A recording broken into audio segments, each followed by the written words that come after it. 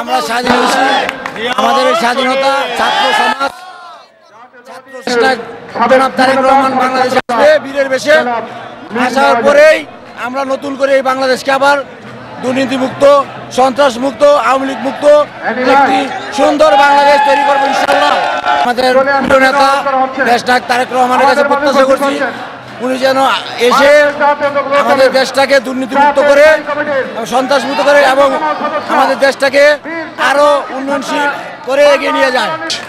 17 বছর ধরে আমরা একটা স্বৈরাচারী শাসনতন্ত্রের ভিতরে ছিলাম। দেশনায়ক তারেক রহমানের নেতৃত্বে আমরা একটা শক্ত আন্দোলন করে যাচ্ছি। এখন আমাদের হাজারো ছাত্র শহীদের মাধ্যমে এই স্বৈরাচারের পতন হয়েছে। আমাদের দেশনায়ক তারেক রহমান দলকে সংগঠিত করার জন্য দেশকে কিভাবে দুর্নীতিমুক্ত এবং অপশাসন মুক্ত এগিয়ে নিয়ে যাওয়া যায় সেই জন্য দিন রাত পরিশ্রম করে যাচ্ছে।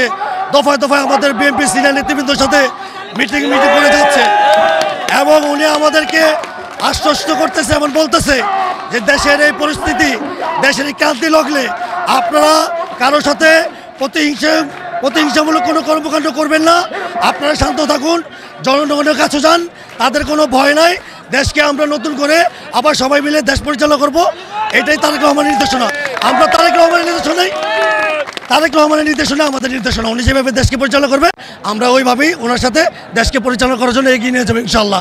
দেশটা দেবে খালেদা জিয়াকে, আল্লাহ যেমন দেশটা দেবে খালেদা জিয়াকে সুস্থতা দান করেন এবং হাত দান করেন এবং তারেক রহমানের অবশ্যই দেশে আশা কামনা করি বাংলাদেশে ফিরে আসবে এই আশা ব্যক্ত করছি। উপস্থিত হয়েছে বাংলাদেশ জাতীয়তাবাদী দলের নির্বাহী কমিটির অন্যতম সদস্য গোপালগঞ্জের কৃতি সন্তান জননেতা সাইফুল ইসলাম টিটু,